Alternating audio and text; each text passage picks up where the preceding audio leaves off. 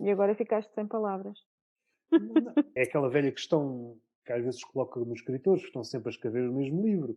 E a questão é, mas o livro é bom. Se for bom, Sim, deixa o claro. homem Há, escrever. há realmente pessoas que escrevem o mesmo livro e o livro é bom. Se o livro for Mas muito eu bom, epá, eu não escreve aí à sei, mas, vontade. por exemplo, o António Lobo Antunes. Chegou a um ponto em que eu já não consegui ler mais nenhum livro. Eu não estou a dizer que não são bons, são bons. Epá, mas ao fim de E, 10 livros, e sempre o mesmo livro, tu deixas de ter interesse em ler, porque já sabes o que é que vai ser. aqui tocamos em algo parecido com a Adília Lopes, ainda que estamos quase a falar da mesma coisa, que é, e grosso modo, é claro que isto teria que levar mais tempo a ser abordado. O mundo da Adília Lopes é um mundo muito curto. Facilmente passamos pelo mesmo sítio, várias vezes. Uhum. E o mesmo acontece com o Lobo Antunes. É um mundo que tu dás por ti, lês um livro, 2, 3, 4, 5, 6, chega a um ponto, epá, já passei por aqui 6 ou 7 vezes, por esta rua. Quando uma pessoa está a lembrar-se dos livros, já não sabe que livro é, que pode ser em qualquer um deles, porque realmente é só um livro. Ao contrário de outros autores, que estão sempre a expandir o mundo, aquele que criaram e o mundo da literatura em questão. Uhum. Fazendo aqui uma comparação que o Lobo Antunes ia testar, mas, por exemplo, com o Saramago é diferente. O Exato. Saramago está sempre a ampliar o mundo. Pode-se gostar ou não Uhum. se gostar, mas ele está sempre a ampliar aquilo que construiu para ele e até o próprio mundo da literatura. Está sempre a adicionar olhares. E o Lobo Antunes é sempre o mesmo olhar. É Yeah. como se, a partir de um certo momento, tivesse construído o mundo, construiu o mundo na cabeça dele e agora só está a percorrer o mundo. As condições de temperatura, de luminosidade são sempre as mesmas, as pessoas estão sempre as mesmas. Há dias, neste caso, dias barra livros, que passa por uma rua, há outros dias que passa por outra rua, mas é sempre uma volta. Yeah.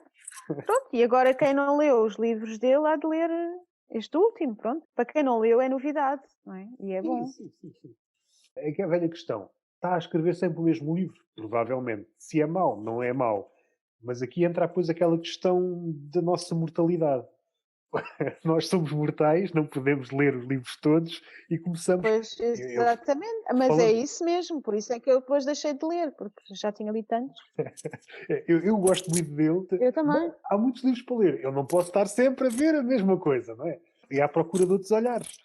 Então, mas estavas com esse livro há pouco na mão, queres dizer alguma coisa sobre ele? O Estás a livro falar do Jung? do Ah Jung. pá, eu gostei do livro. É um livro, não é fácil, porque tem muita informação, mas gostei. Ainda tenho que ler outra vez algumas coisas para tirar alguns apontamentos, porque isto vale a pena tirar alguns apontamentos. Assim, de repente, olha, achei piada com aquela parte em que ele fala da música e fala do Bach, quando Sim. apareceu, que foi um escândalo, porque a música era demasiado boa para os nossos ouvidos e dava demasiado prazer, a maneira como eles encaravam isso como uma coisa negativa, porque faziam aquela divisão entre aquilo que é espiritual e aquilo que dá prazer. Portanto, não podia ser as duas coisas, ou era uma coisa ou era outra. Portanto, ou agradava a Deus, isso era bom, ou agradava ao homem, já era mau. E isso eu não fazia ideia, porque eu quando ouço o Bach, às vezes passa na Antena 2, e eu ouço aquilo e dá-me a sensação que me dava era, epá, esta música foi mesmo feita para louvar a Deus, para agradar a Deus, mas isto não foi para agradar às pessoas. Pensava eu, porque aquilo é tão complexo e tão excessivo, tão grandioso. E, no entanto, para eles naquela altura foi quase como música pimba na igreja. Isso é engraçado como as sensibilidades mudaram ao longo e se calhar a música tornou-se muito mais simplória, talvez. E naquela altura aquilo era uma coisa extraordinária. Fiquei espantadíssima. Depois, achei muito interessante aquela maneira de dividir o pensamento entre pensamento ocidental e pensamento oriental. Que eu acho que essa divisão entre pensamento ocidental e pensamento oriental é um pensamento ocidental, porque as coisas não têm que ser ou uma coisa ou outra, não é? Os ocidentais é que acham que tem que haver sempre uma dicotomia entre uma coisa e o seu contrário. E os orientais não. Então, para que é que se divide o pensamento assim? É ocidental ou oriental? Porque eu acho que as pessoas podem ter os dois tipos de pensamento. Eu sou ocidental, logo eu penso, o meu pensamento há de ser ocidental, mas eu não me revejo nessas dicotomias, porque eu acho que o homem é feito de contrastes. Eu posso ser forte e frágil ao mesmo tempo. Estás a perceber? Eu posso ter várias coisas opostas a acontecer ao mesmo tempo. E revejo-me em muito daquilo que ele acha que é o pensamento oriental. Logo, eu tenho os dois tipos de pensamento e acho que as pessoas são quase assim, são quase todas assim, com os dois tipos, ou seja, no fundo, não se devia dividir o pensamento em oriental e ocidental, acho eu. Mas isto sou eu a pensar comigo própria. O que é que tu achas sobre isto? Que eu sei que tu tens coisas a dizer sobre isto, porque eu de vez em quando ouço-te falar sobre o pensamento ocidental e o pensamento oriental. A minha primeira pergunta, ou a minha primeira dúvida, é se realmente essa questão se coloca devido à globalização. Não sei até que ponto os orientais pensam de forma diferente. Ou aquele isolamento que eram reféns, vá, à falta de melhor termo.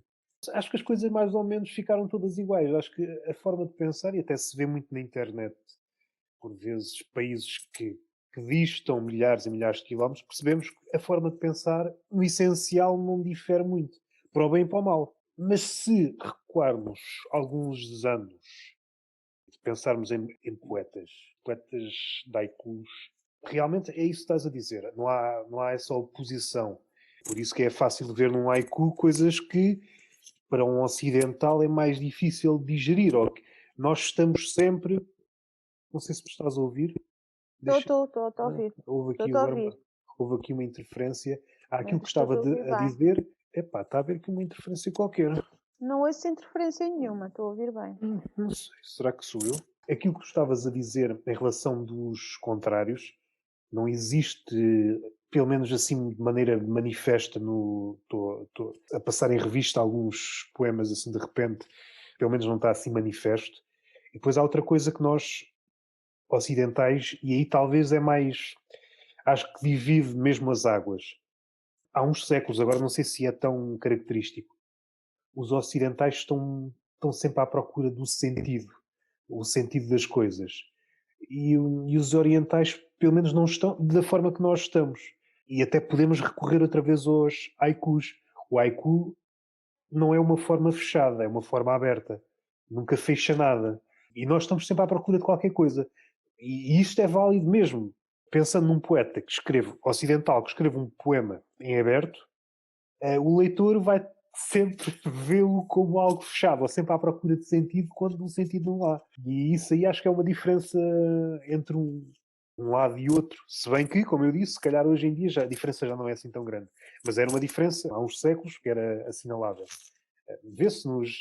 É difícil até entrar no jogo dos haikus, estou a pensar no Basho, no Kobayashi Issa, qual foi o último que eu li?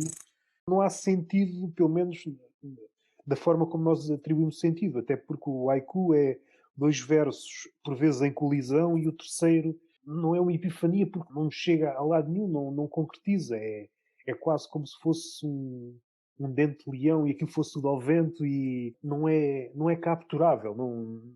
E é muito curioso quando um poeta dito ocidental tenta escrever haikus, percebe-se realmente que é um poeta ocidental, porque ele, consciente ou inconscientemente, aproxima sempre quer fechar sempre mais o haiku, quer torná-lo mais fechado do que ele normalmente é, pelo menos para os orientais. Isso é interessante. E aqui é que eu não sei se sou da tua opinião. Uma pessoa é um misto dos dois. Não sei se é, não sei se é porque há uma diferença. Como eu disse, estou a pensar em coisas mais antigas. Se calhar hoje não conheço nenhum poeta asiático, japonês ou chinês para aferir. Se calhar olho para um oriental hoje e olho para um ocidental hoje e percebo, olha, afinal é a mesma coisa. Estou a perceber o que estás a dizer, até porque esta parte, antigamente eles dividiam os ocidentais, em relação à música também é uma maneira muito ocidental de pensar. Ou fazes uma música espiritual, ou fazes uma música para consumo humano. E uma coisa nunca podia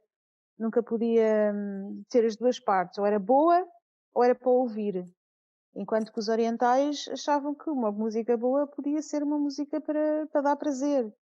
E isso antigamente notava-se mesmo essa diferença. A arte não tem que ser boa sem dar prazer, não sei. O que é que tu achas? Por exemplo, no cinema é capaz de haver ainda um bocado essa ideia. Ou tens cinema de entretenimento, que é um cinema que não é cinema, e depois tens o cinema propriamente dito, que é uma obra de arte, mas tu podes não ter prazer em ver, ou achar apenas que é belo, poderes usufruir, mas não estás a ter, não te estás a divertir enquanto estás a ver o filme. Não sei o que pensar sobre isso. Talvez recorra aqui uma.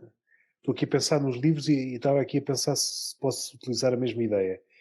Nós até podemos iniciar esse compromisso com a obra, o filme, com uma certa ideia, pensar que isto é uma coisa, seja arte ou seja entretenimento, supondo que há divisão entre as duas, mas o tempo é que vai ditar isso. Já deve ter acontecido.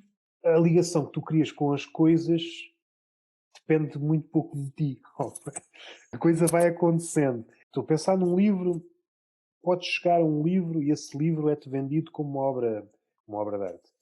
Envolvidos umas semanas, uns meses, já não te lembras nada daquele livro.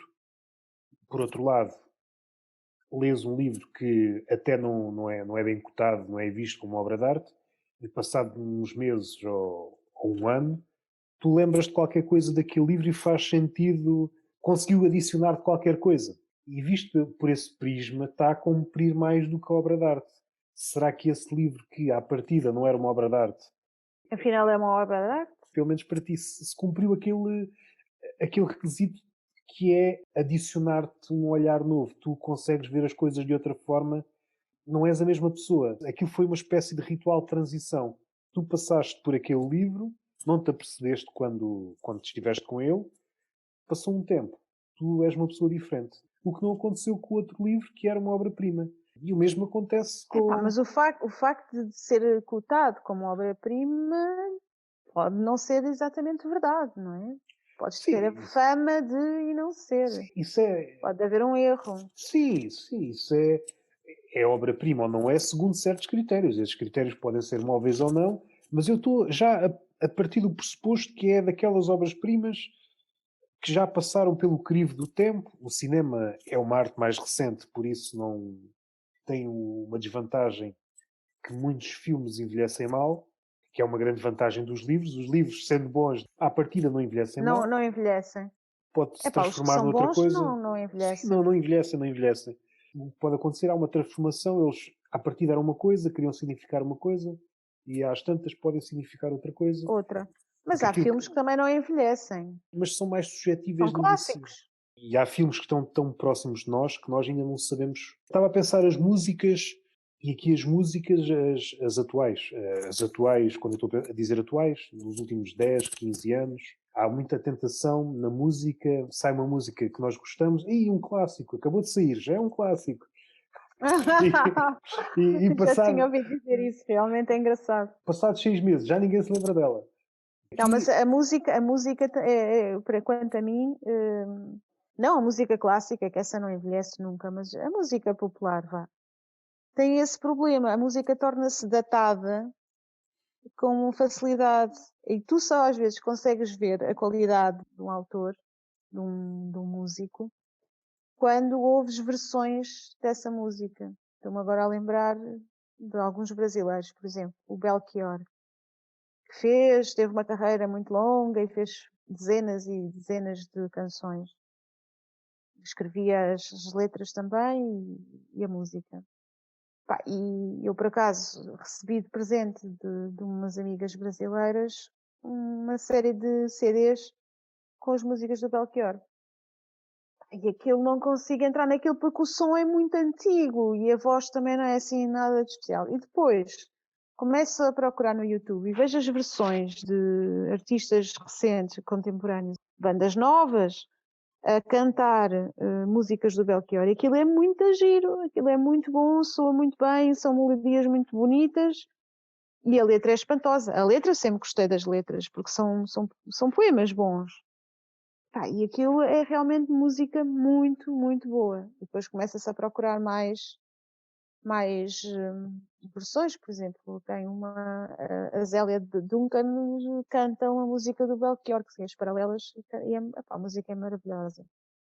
E há muitas mais. E com o Raul Seixas é a mesma coisa, aquilo daqueles anos 80, 70, 80, as músicas ficam assim com aquele som um bocado antiquado, assim, pá, já não é aquilo que a gente gosta de ouvir. E se ouvires as versões novas, ele é muito bom também. Por acaso nem estava a pensar por aí, mas eu estava a pensar mais pelo lado em que somos bombardeados por uma música. Se for uma música que aparece muitas vezes, é aquilo que nós chamamos o hit. E por vezes é bom, por vezes não é bom, mas pelo menos falo por mim, canso-me logo de ouvir. Ah, sim, e se tu fores bombardeado com a mesma música, por muito boa que ela enjoas. seja, e acho que é uma coisa, um fenómeno mais ou menos recente, talvez nos últimos 15, 20 anos, não acontece, até porque não dá para acontecer com outras formas de arte. Estava aqui a tentar. Epá, mas por exemplo, Tu não podes ser bombardeado com o livro. não, nunca se é bombardeado. Mas há músicas que ainda assim são de tal maneira boas que resistem ao enjoo. Por exemplo, os Beatles, quase todas. Pá, tu já ouviste aquilo centenas de vezes. E eu, mesmo o original, mesmo os originais, eu não me canso daquilo. Se eu agora pegar num disco e o tocar 20 vezes e amanhã 20 vezes, pois já tenho que fazer um intervalo, não é?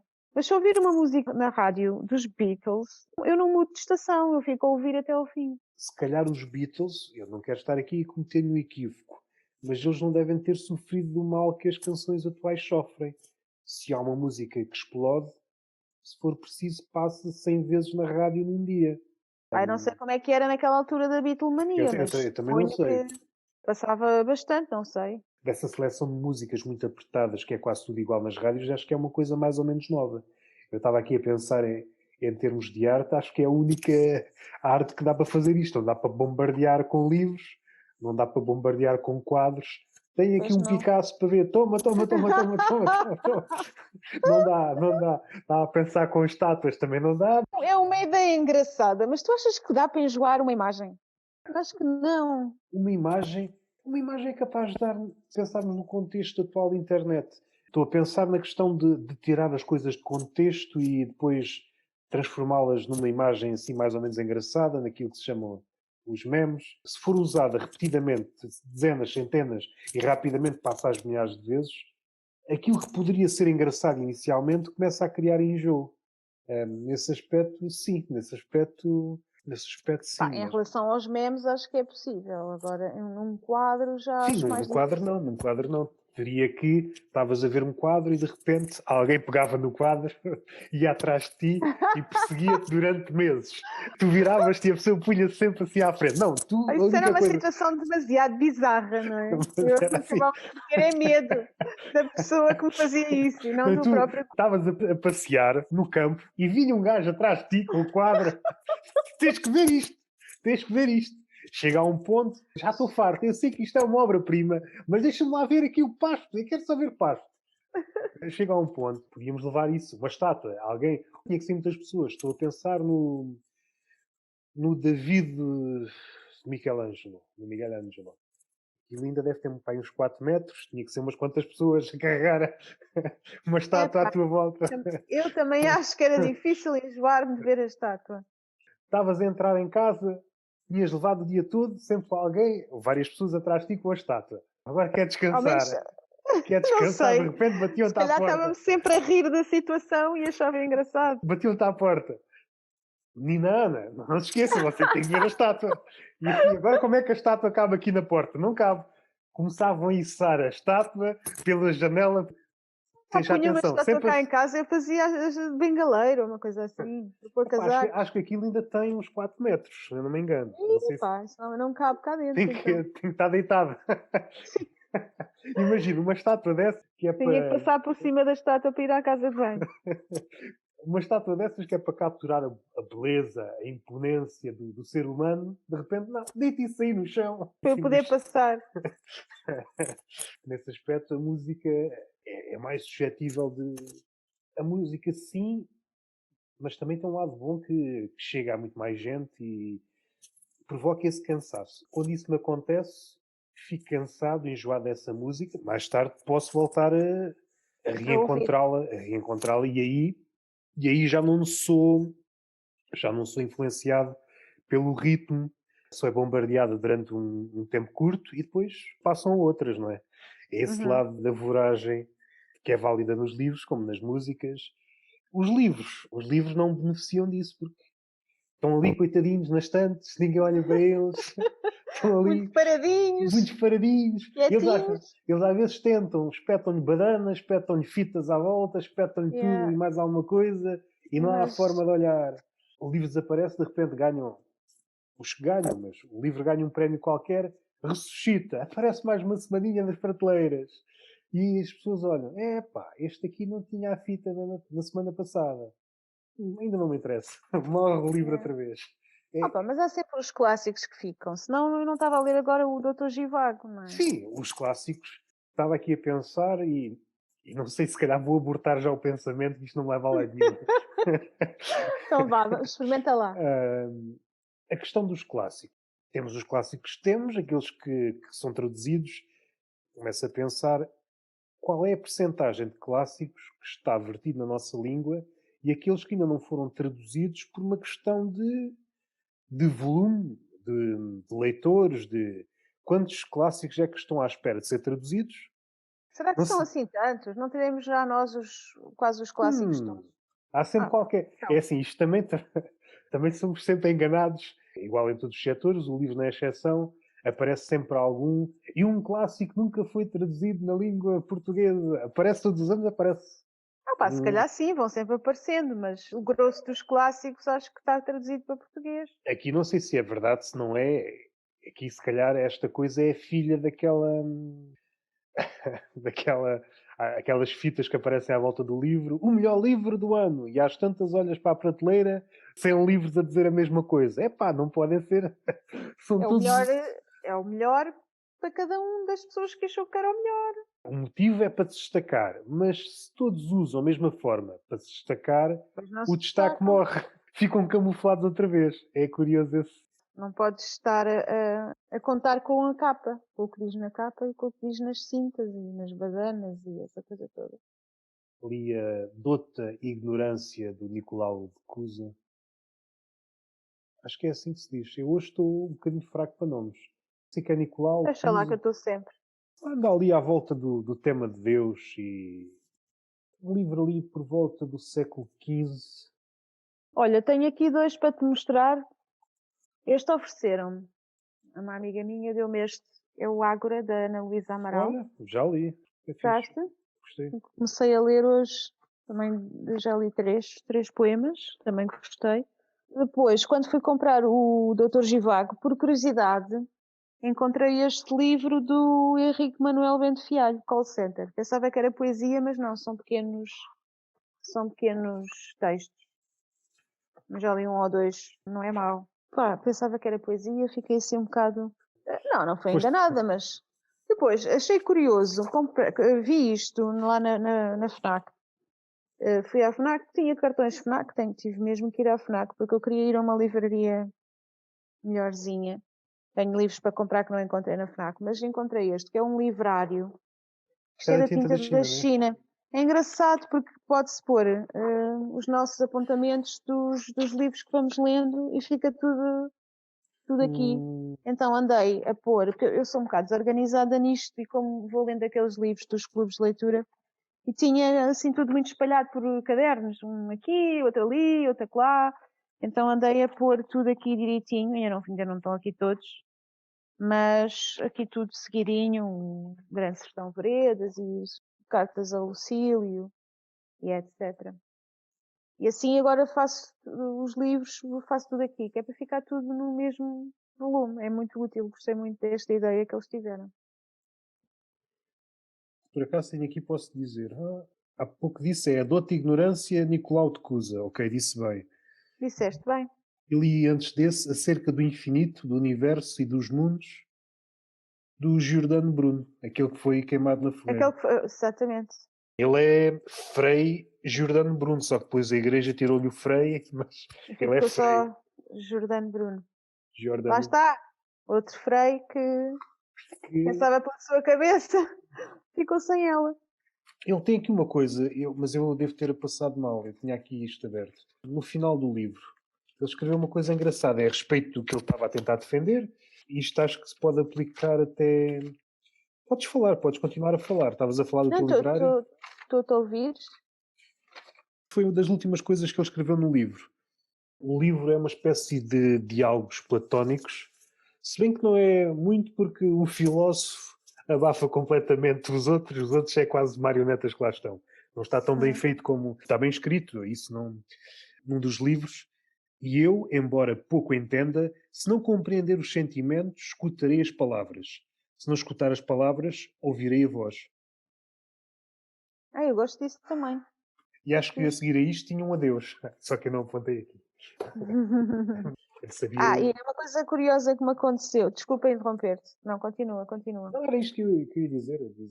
Ele sabia que ao ir contra a igreja que isso tinha um preço. Pois. Ele não era nada parvo. E o preço foi alto e ele esteve disposto a pagá-lo. É de coragem. Falar em coragem, agora também por causa deste que tem aqui no livrário, achei engraçado porque eu estive a fazer os apontamentos, a passar os apontamentos para ali. E então, primeiro, fiz os apontamentos do Grande Sertão de Veredas e depois passei para o Séneca. E é engraçado que... Sempre que falas no Seneca, tenho vontade de reler o livro das cartas. Então, e porquê é que não lês? Como sabes, somos mortais e não temos tempo para Sim, tudo. está bem. Fico sempre com vontade de reler esse livro. Sim, é um livro que se pode ir lendo. Podes ler uma carta ou outra, não precisas ler o livro todo. Mas deixa-me só completar isto, senão vou-me esquecer. Uma das ideias básicas do livro do Grande Sertão de Veredas é uma frase, é dita numa frase do Diadorim, agora não me esqueci do nome, na última tertúlia não me lembrava do nome, o Diadorim. Ficaste com essa na cabeça. Sim, está sempre a dizer isto ao longo do livro. A vida é muito perigosa e carece de ter muita coragem. E o Séneca diz isso mesmo, é preciso ter muita coragem. É preciso a pessoa ter muita coragem para viver. Ele está sempre a incentivar o Lucílio à coragem. E exatamente essa é a ideia do Grande Sertão de Veredas. O Diadorim, que no fundo era uma mulher, era uma pessoa que sabia que tinha que ter muita coragem. E foi ela, ou ele, toda a gente pensava que era um homem franzino, portanto, fisicamente não era tão bem constituído como os outros jagunços, mas foi precisamente ele, pela sua coragem, que enfrentou o vilão, que era não me lembro do nome, esse é que não me lembro mesmo. Tinha um nome muito esquisito, que era um homem muito grande e muito mau, que eles achavam que era o diabo, quase a reencarnação do diabo, que lutou com ele fisicamente e conseguiu matá-lo. Depois morreu também pelos ferimentos, portanto eles mataram-se um ao outro, mas ele conseguiu, com a sua coragem, derrotar, com a sua coragem física, coragem mesmo física, conseguiu derrotar o vilão.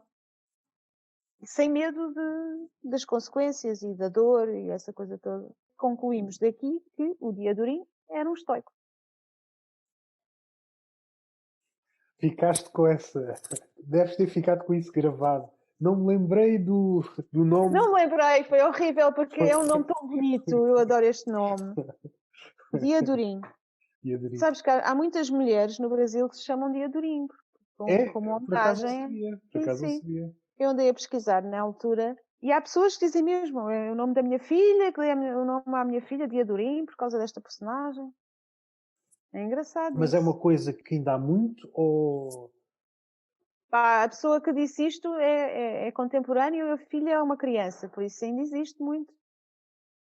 Por acaso acho que nunca Lá conheci está, é ninguém. um clássico, é um livro clássico. Tal como há pessoas que põem Lara às filhas por causa do Dr. Givago. Também é um nome muito bonito. Nunca tinha lido, estou a ler agora pela primeira vez, mas lembro-me perfeitamente do filme. um filme do David Lean, que é um realizador inglês que eu gosto muito. Tem um filme que eu adorei e que de vez em quando dá-me para ir ver, assim, às vezes ao YouTube, mas não vejo o filme todo, vejo só algumas coisas. Que é a filha de Ryan. Não sei se viste esse filme. Assim pelo nome não estou a ver. É com a Sarah Miles. É muito bom. É assim um filme. Foi um fracasso. Esse filme foi um grande fracasso na carreira dele. E eu uma vez vi uma reportagem, um documentário, ele a explicar que o filme não foi bem entendido, mas o filme é uma coisa espetacular. Pá, é uma história simples, é sobre a paixão. Sobre a paixão, sobre. Como é que eu ia dizer? Não é só sobre a paixão, é sobre a desilusão amorosa, as expectativas que, naquele caso, uma mulher tem no casamento, a desilusão que sofre, e depois o escape que ela encontra na paixão extraconjugal com um homem que sofre de. Como é que se chama? Stress pós-traumático de guerra. E tem muitas coisas pelo meio. É muito giro, é mesmo muito, muito bom. Grandes interpretações também da Sarah Miles. E do Robert Mitchum, acho que é o Robert Mitchum, aquele que tem a covinha no queixo, faz um grande papel.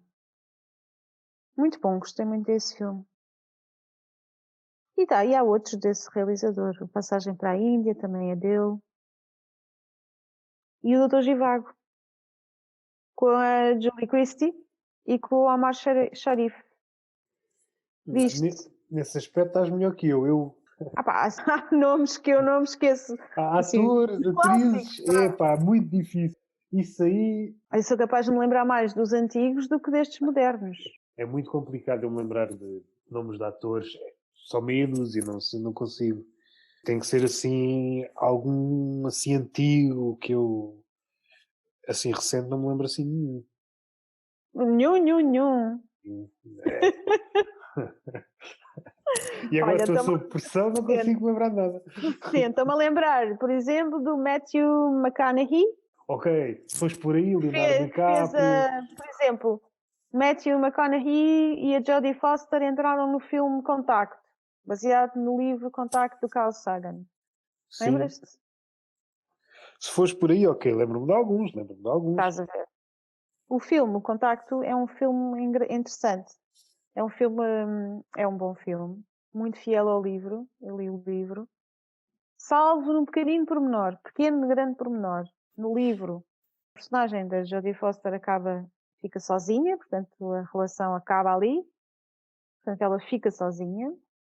Naquela altura, quando eu li o livro, não percebi porque é que a rapariga acaba sozinha, porque é que isto não tem um final feliz, porque é que ela tem que ficar sozinha. Mas fica sozinha, aí está, é uma coisa que eu também queria dizer, para prestar esta homenagem ao Carl Sagan, que lhe chamei machista na última tertúlia, e agora queria dizer que isto foi uma atitude puramente feminista da parte dele. Ele quis demonstrar que aquela mulher não precisava ficar com um homem para ficar bem. Ficou ali uma pessoa que não precisava de ninguém, pronto, para ter o seu final feliz. No filme, foram fiéis em tudo, menos nisto, portanto, o filme tem um final feliz à Hollywood. E acaba As, muito bem as com pessoas os precisam dois. de finais felizes. Sim, sim, claro. Eu concordo. Eu acho que um filme é um filme, um livro é um livro. Não me incomoda nada aos finais felizes nos filmes. Estava aqui. Eu só li completo, só li este do Byung-Chul Han. Não são muito grandes. Li também outros. Não, este é pequeno. Eu tenho ali o outro, vou ler o outro. Não sei se eu cheguei a mostrar o outro. É qualquer coisa acerca do Belo, não é? Belo. Ou Deixa salvação do ver. Belo, não é? Qualquer coisa Deixa-me assim. ver porque ele tem aqui, eles aqui no fim têm a lista dos livros dele. A Salvação do Belo, exatamente. Então. Não, tem uma data de livros. Tem a Sociedade do Cansaço, a Sociedade da Transparência, a Agonia de Eros, Psicopolítica, o Aroma do Tempo, a Salvação do Belo, No Enxame, Sobre o Poder, O Som do Outro e Filosofia do Budismo Zen. Psicopolítica é dos melhores. Já leste todos? Já. Epá, eu tenho vontade de fazer esta coleção, porque eu fiquei fã deste senhor. E já tem mais além desses. O que Força. mostra aí é o que até à data, depois desse já saíram sim, mais, sim. não é? Eu sinceramente, eu não sei como é que estes 2 livros me apareceram cá em casa, eu não sei como é que isto veio aqui parar, não sei se fui eu que os comprei, se alguém que Esse que tens deixou na cá mão, esse ficar. que tens na mão é um dos meus preferidos. Depois há alguns que é quase a mesma coisa, assim, tocando outros. Esse aí é essencial, esse aí da psicopolítica também, a sociedade de cansaço, da agonia do Eros. Estes últimos dois também são engraçados. Vou procurar mais.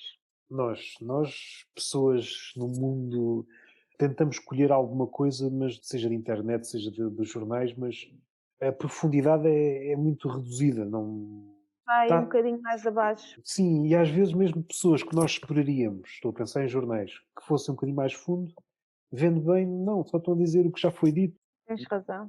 Sim, eu vou outra vez aqui à parte do início, quero tirar aqui mais uns apontamentozinhos para o meu livrário, e sobre o pensamento oriental e sobre o pensamento ocidental, que eu achei muito interessante. Há várias partes aí, fala do artista da fome, de Kafka O também. Artista da Fome, adorei essa história. Aliás, eu estava a ler a história e depois lembro-me que um dia vi um filme curto, em que a história era essa, era um homem É a capaz morrer de. em greve de fome, que depois no fim as últimas palavras era a explicar que não comia porque não tinha encontrado nada que lhe agradasse. Nunca tinha encontrado comida que lhe agradasse. Portanto, não havia ali nada, uma razão para estar em greve de fome a não ser essa. Foi engraçado. Portanto, era baseado nessa história do artista da fome. É curioso porque nessa altura que eu li também estava a ler outro livro, também de filosofia, que tocou nesse ponto, nesse continho, nesse conto de Kafka. Esta questão da fome e essa questão, seja do artista, seja depois o ponto de vista do suposto espectador, daquilo que ele está à espera, depois como é trocado pela pantera, e Uhum. esta coisa de. Há muito para espremer dessa pequena história, É há mesmo. muita coisa para espremer. Ele também, se eu não me engano, fala também daquela técnica, que eu não me vou lembrar do nome, mas aquela técnica asiática de valorizar as falhas, que é partes uma coisa e depois voltas a colar com ouro. Não, acho que não é neste livro, não me Não, lembro disso. não é nesse livro. Então é Não. noutro livro qualquer. Pois se calhar é noutro livro, porque ele já tem tantos. Hum, Isso é uma ideia interessante. Nunca, eu não me lembro, eu já fiz um poema acerca disso, mas já deves ter visto vários. Isso começou, não sei se foi no Japão. Uma peça de cerâmica qualquer parte-se e depois volta-se a unir com ouro. Isso tem um nome. É engraçadíssimo, isso é engraçado. A peça, depois de partida, tem mais valor do que quando estava intacta. Isso é muito Essa. engraçado. Mas tu faz parte dessa arte, partiste de propósito ou isso não vale? Tens de estar à espera E que se. inicialmente acho que foi assim, acho que foi algo assim, salvo erro. A forma como arranjaram na altura para voltar a unir era, era assim um bocadinho trôpega, só com agrafos e isso. Então, muita gente à procura de uma forma para. A forma ideal, e às tantas chegaram a essa de usar ouro, mas é a filosofia que está por trás disso tudo, é valorizar a falha. É como aquele provérbio que diz: há males que vêm por bem. Aqui também podemos fazer uma distinção, dando deste salto de quase de fé. Qual é o peso deste pensamento hoje em dia? Mas supondo que tem algum peso, mais uma vez é uma diferença entre o oriental e o ocidental. O oriental valoriza-se a falha e no ocidental cada vez menos se valoriza a falha, é quase condenada. É um abismo entre as duas formas de pensar. A falha é valorizada no Oriente, no Ocidente é condenada. Uma ideia de. Não sei. Há uma ideia também de reciclar roupa, por exemplo. Desse lado tens razão, mas eu estou a pensar num ponto mais profundo na questão da falha. É quase uma filosofia de dar valor à falha. A falha tem valor. E hoje, no mundo ocidental, a falha não tem valor nenhum. Mas hoje no mundo oriental continua a haver Pois essa é, a questão. valorização da falha? Pois é, isso aí é que eu não sei. Isso aí é que eu não sei. Ah, bom. Ah, bom! Bom. Ah, bom! Também não me Isso é parece. que é preciso saber. E aqui voltamos à velha questão. Se calhar, assim, traço grosso, não há grande diferença entre Porque se calhar ter. estamos a comparar o pensamento presente com o pensamento Sim, passado. sim, Porque sim, antigamente sim, sim. as coisas lá por terem falhas não se deitavam logo fora, não é? Tinha que se remendar. Isto aqui estamos todos sob o jugo do dinheiro. O dinheiro é que Exatamente. uniformizou as coisas. Havia E as algumas coisas, diferenças. hoje em dia, as coisas estão feitas para falhar, de propósito. As máquinas de lavar não vão durar muito para as pessoas poderem comprar outras. E se pensarmos por É uma aí, sociedade de consumo, não é? e se pensarmos por aí, está a contradizer esta filosofia. Não valoriza a falha porque tens comprado outra coisa qualquer. Exatamente. Porque Por como é que isso, tu vais conseguir valorizar a falha porque estás pressionado para comprar coisas novas constantemente? o Oriente olha para o Ocidente com aquele olhar, o que é que vocês têm que eu não tenho e quero ter, e o Ocidente olha para o Oriente, Também. o que é que tu tens que eu não tenho e quero ter. E então as coisas mais ou menos ficam iguais. Já não há Mas ao aqueles. mesmo tempo isso até é capaz de ser salutar. Tu olhas para o outro e vês o que é que tu podes aproveitar no outro que é diferente e queres incluir a diferença do outro em ti próprio, não é? Ao menos não é um pensamento xenófobo de quereres o afastamento do outro porque tens medo dele. Este tipo de olhar é um olhar muito materialista. Essa pessoa quer o que o outro tem, mas se possível sem o outro. Sem que o outro continue. Isso é que é pior. Pode não estar a pensar nisso, mas de uma forma ou de outra está a relegar o outro lá, a ser racista à sua maneira. Eu quero o que tu fazes, mas faz favor, deixa de estar aí. Não te quero a ti, eu Isso quero é o um que tu bocado fazes. contraditório, não é? É pouca reflexão da parte dessas pessoas. É mais ou menos o que estava a suceder antes da pandemia e o que sucedeu durante a pandemia. É chegar à resposta àquela pergunta que nos tem assolado nos últimos tempos, que é o que é que vale mais, as mercadorias ou as pessoas? E a Já disseste pandemia essa frase. E a pandemia respondeu de uma forma. Agora resta saber se, após a pandemia, a resposta se vai manter, se vai inclinar para um lado, se vai inclinar para o outro. Eu não sei. Eu acho muito daquilo que o mundo poderá vir a ser vai brotar dessa resposta. O que é que interessa? Interessa as mercadorias ou interessam as pessoas? Já sabes qual é a resposta a essa pergunta, não é? Não é? Se calhar isso também tem a ver com a brincarem, não sei se estás a ouvir. Ouvi. Está a ficar grave aqui. Eles estão a brincar, elas estão a brincar, mas já sabes. São jovens cadelas na brincadeira. Aqueles caminhões todos parados para saírem da Inglaterra. Que as pessoas ficaram ali paradas durante dias e dias porque não podiam passar sem fazer o teste e não conseguiam despachá-las para poder ir para os seus países. Teve aqui uma falha, porque isto estava aqui a dizer instável.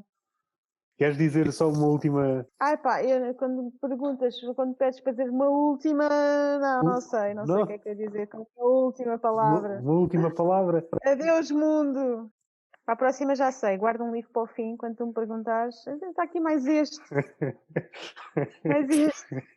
É o que dá, nestas alturas dava jeito ter o Marcelo Rebelo de Sousa ao lado, que ele está sempre Sim. com muitos livros. Não, é que eu estou aqui no sofá com o computador em cima, nem sequer me posso Estou a brincar levantar contigo já. rapidamente. Eu sei. Estou a brincar Não contigo, já consigo. disseste livros suficientes. Quero dizer mais uma coisa, agora é que me Vês? lembro disso. Vês? Na tertúlia em que tu me pediste para salvar 5 livros, disseste que eu tinha salvo os 5, mas eu salvei 6. Houve uma altura que estávamos na conversa e disse, não, mas eu já não salvei os livros todos. E tu disseste, não, ainda falta Então um. temos que Não, atirar um para o fogo. faltava. Não, Temos que atirar um para o não, fogo. não quero tirar nenhum para o fogo.